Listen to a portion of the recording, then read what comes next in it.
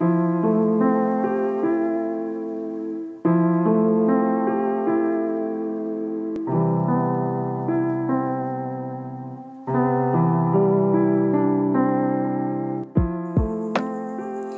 químico estadounidense, inventor de la teoría enlace covalente, Gilbert Newton Lewis, completó la historia de las teorías de los ácidos y bases en el año de 1923, con la introducción de un concepto de ácido y bases más general que los que ya existían, anteriormente propuestos por Arrhenius y los químicos Bronsted y Lowry. Lewis, junto a su concepto general, también introdujo el uso de las fórmulas de los electrones, representados por puntos así. El empleo de pares de electrones en las representaciones químicas provienen también de este modelo ácido-base de Lewis.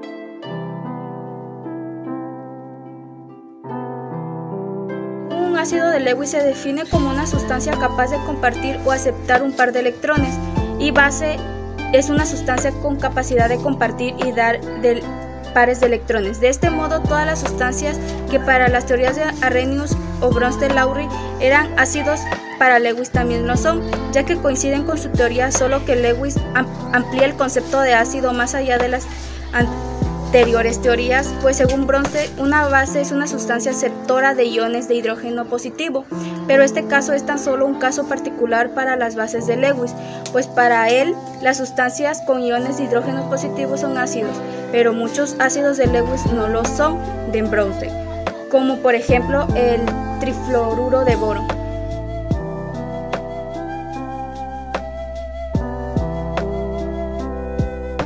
También existen sustancias de Lewis que pueden actuar como ácidos y bases a la vez. Estas son sustancias conocidas como anfóteras, por ejemplo el óxido de aluminio. En la química orgánica, las teorías de Lewis sobre las bases y los ácidos tienen una gran importancia. En cambio, las de Arrhenius o la de Bronsted-Lowry generalmente no son adecuadas para la explicación de las reacciones químicas en soluciones acuosas. Y pues los ácidos, según Lewis, deben su octeto de electrones correspondientes incompleto, y las bases, estas tienen que tener un par de electrones solitarios. Una base de Lewis típica es el amoníaco y una base el trifluoruro de boro.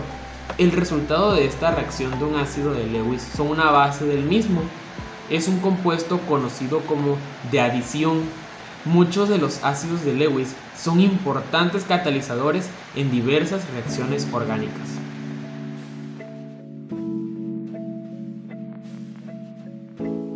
De este modo, se pueden incluir como ácidos de Lewis a muchas sustancias que no lo eran o no cumplían la definición de Bronsted-Lowry, conociéndose a estas como ácidos de Lewis. Por lo general, los ácidos de Lewis corresponden a metales, sobre todo a metales de transición, a cationes y a compuestos con aluminio o boro. Por su parte, las bases de Lewis corresponden principalmente a aniones, no metales, sobre todo los grupos 15, 16 y 17, y sus derivados como el ion hidroxilo, en donde la parte básica está localizada en el oxígeno. También, siguiendo la definición, los protones serían los ácidos de Lewis, pues tienen un hueco para un par de electrones en su orbital 1s, así todos los ácidos de Bronsted-Lowry, como todos ellos. En una relación ácido-base, tanto la base como el ácido comparten un par de electrones, habiendo sido estos cedidos por la base. En esta reacción se forma un enlace covalente A más B es igual a AB.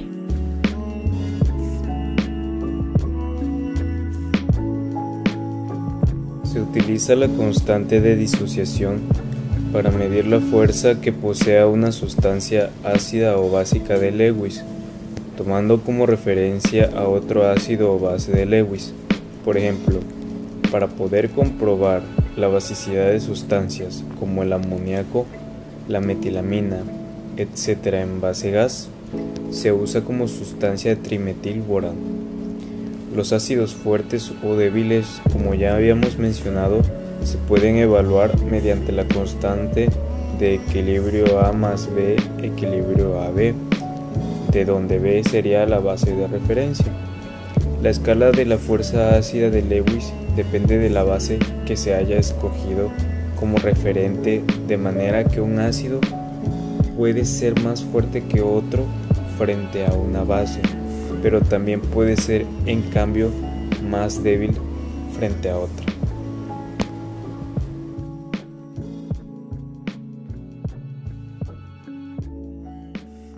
Para los ácidos y las bases de Lewis existen reglas cualitativas que nos permiten predecir la fuerza de una sustancia. También nos pueden permitir identificar qué tipo de base preferiría cierto tipo de ácido y viceversa. Estas reglas las dividiremos en dos: las bases fuertes y las bases débiles. Las bases fuertes son aquellas sustancias que tienen un átomo que cede, cuya densidad electrónica es difícil de deformar. Es debido a esto que suelen tener un tamaño pequeño y bastante electronegatividad. Algunos ejemplos son el ion fluoruro, el ion hidroxilo y el ion óxido. Por su parte, las bases débiles son aquellas sustancias que tienen un átomo que cede, pero a diferencia de las anteriores, su densidad electrónica es fácil de deformar, tienen mayor tamaño y menor electronegatividad. Algunos ejemplos de estas son el ion bromuro, el ion yoduro, el cianuro y el monóxido de carbono.